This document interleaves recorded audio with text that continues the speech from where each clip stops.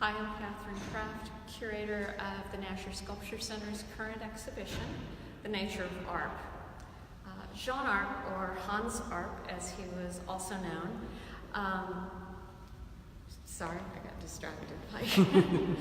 I should just say, before we start, this is part of the Live Look series on Facebook, and we're also doing our first Instagram Live video, and I over-prepare all morning. So I have things to say that I've it's kind of just gone out, so I'm just going to keep talking and see what happens. And I'm very easily distracted, so you'll know anything else that is going on in the gallery. It's very exciting. It's live, which is what this is all about. Arp is an artist who, as the title of the show suggests, was motivated and moved by nature.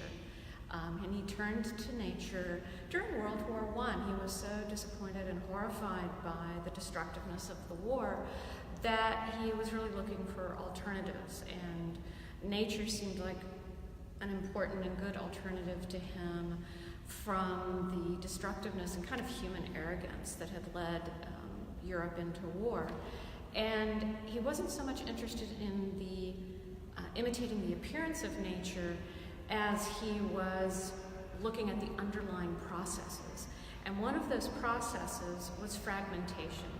And we might not think of fragmentation as a natural process, but Arp talked about wanting to create an art that was as natural as a stone breaking off from a cliff. And it's those kinds of impulses or ideas that you'll see throughout the exhibition. And one of the works I want to look at in particular today is this work called Daphne from 1955. And you're looking at a plaster. If you come to the Nasher, you'll see a bronze version of it upstairs or in the lower level gallery. Daphne is named for the figure in Greek mythology who was being pursued by the god Apollo, who wanted to rape her, and she pleaded with the gods to deliver her from this. And the gods granted her plea by changing her into a tree.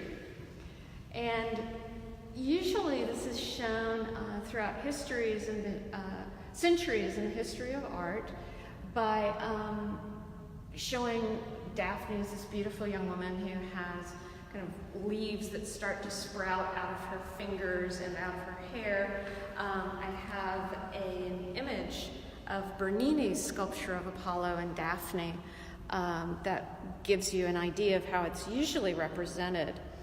And Arp's version, as you can see, is really different. It's very kind of minimal by comparison and kind of severe.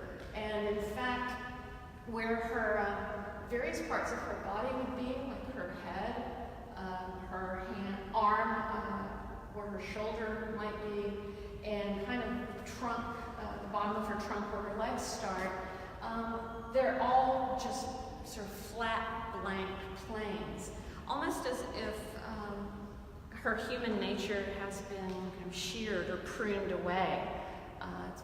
It's sort of, her transformation to a tree is something being taken away. And this idea that you could create a work of art that is a fragment is also a very kind of literal thing, because this is a work that is formed by Arp taking a plaster cast of another sculpture he made called Ptolemy, and basically splitting it from top to bottom.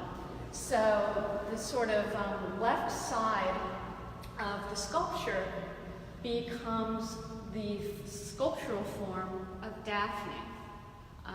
The rest of the sculpture, the right half of Ptolemy, also was made into a different sculpture by Arp.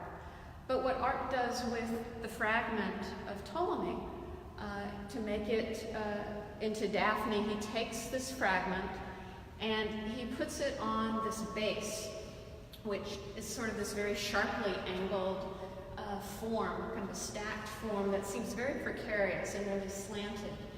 And it makes the figure seem like it's almost about to topple. And in fact, one of the things, this is something really typical of Arp, he called this type of a base, and you'll see it in other works in the exhibition, he called it a crystal.